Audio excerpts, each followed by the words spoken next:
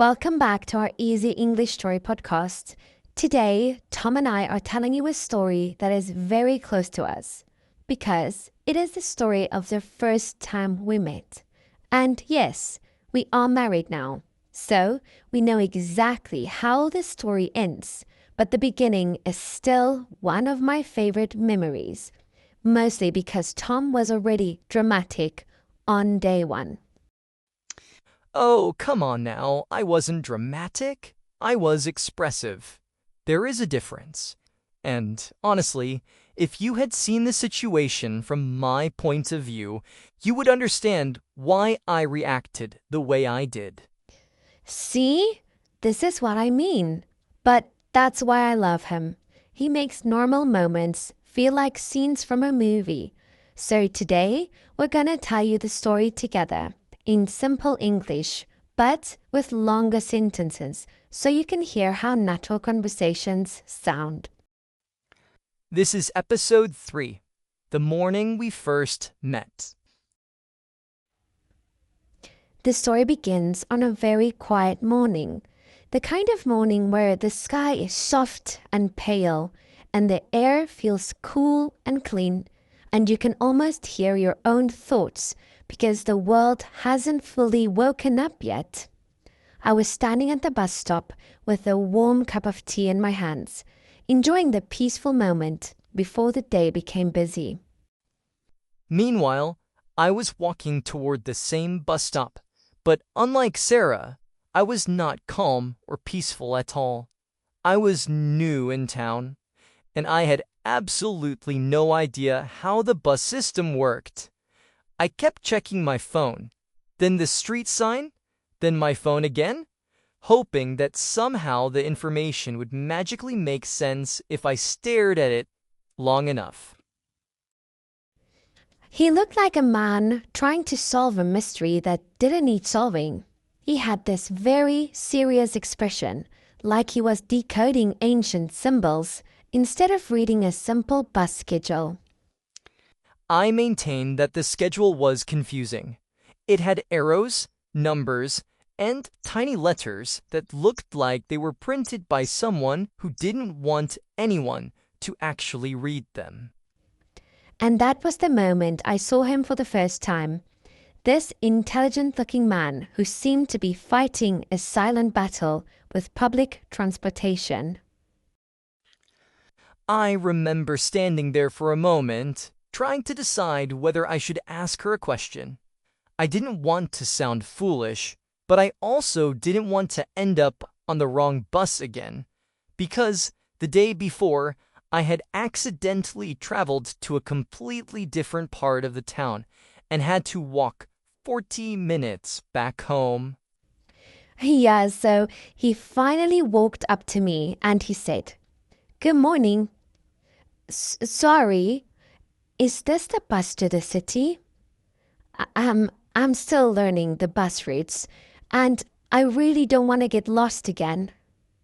And he said it with this mixture of politeness and desperation, so that made me smile immediately. Yeah, and remember you said, "Yeah, this is the right bus. Don't worry, I got on the wrong bus yesterday." And I remember thinking, thank goodness, I'm not the only one who is confused.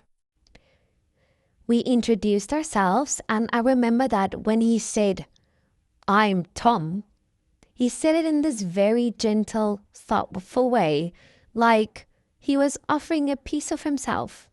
And I said, "Hi, I'm Sara. Nice to meet you." And for a moment we just stood there, smiling at each other, and it felt strangely comfortable for two people who had just met. Then, because I didn't know what else to say, I looked up at the sky and said, "It's a nice morning, right? Isn't it?" And I thought it was a perfectly normal thing to say. Yeah, it was normal until the universe decided to add some drama.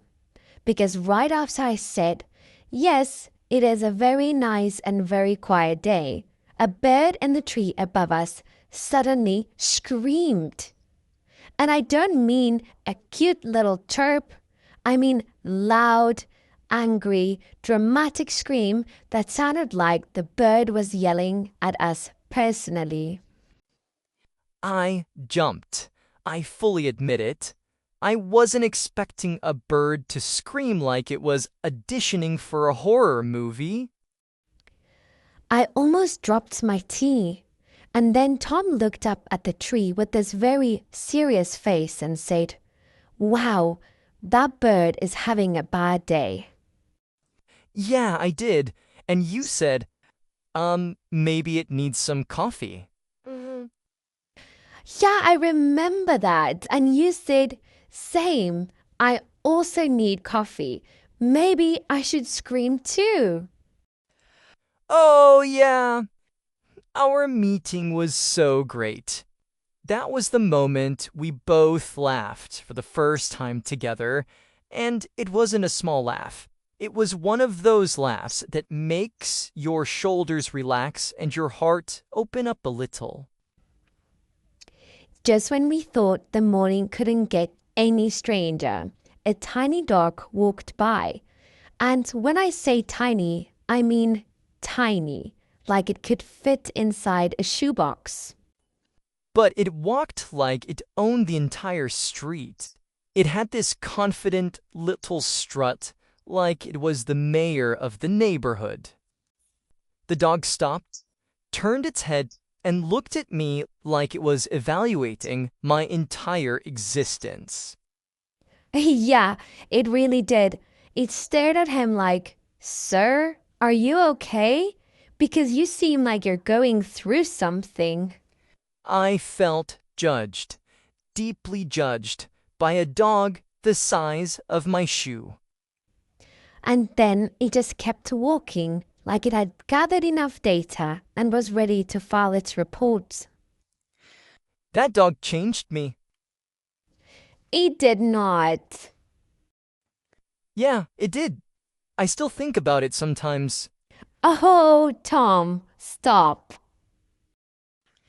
I remember thinking I got 3 messages. First, the bird, then the dog, and then you smiling at me like you already understood the kind of person I was.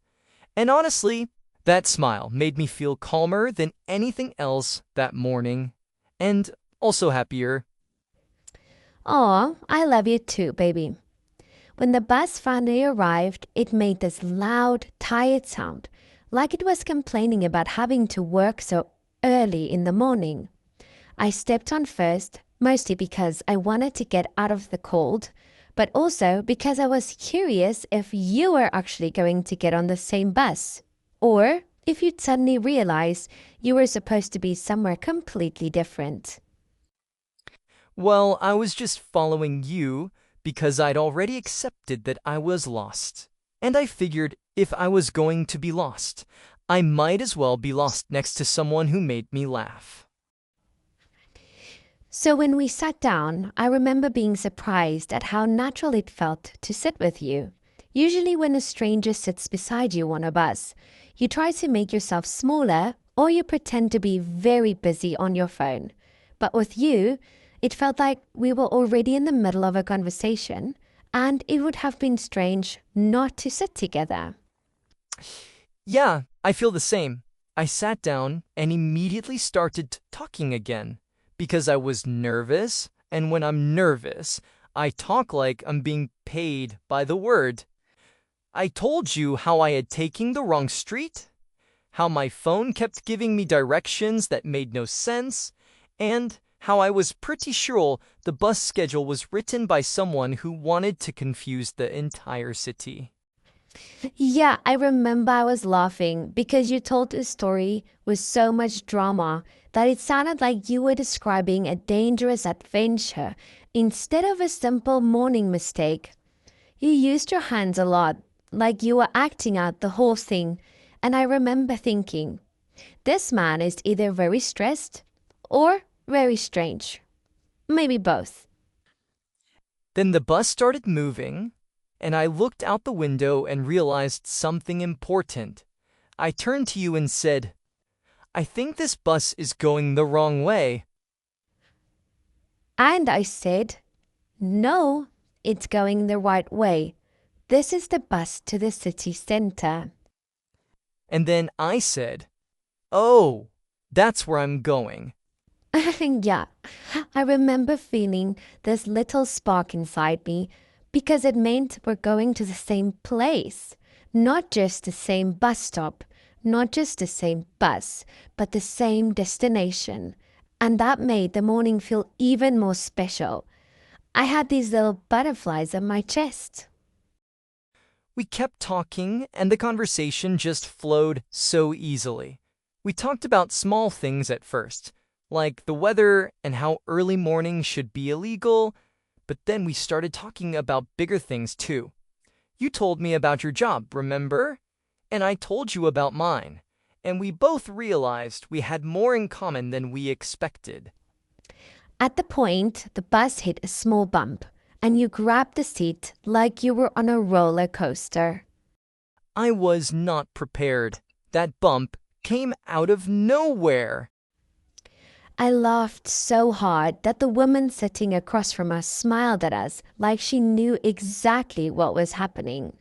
It was one of those moments where everything feels light and easy, and you don't even realize how much time is passing. Does that sound cringy? Yeah, yeah, it does.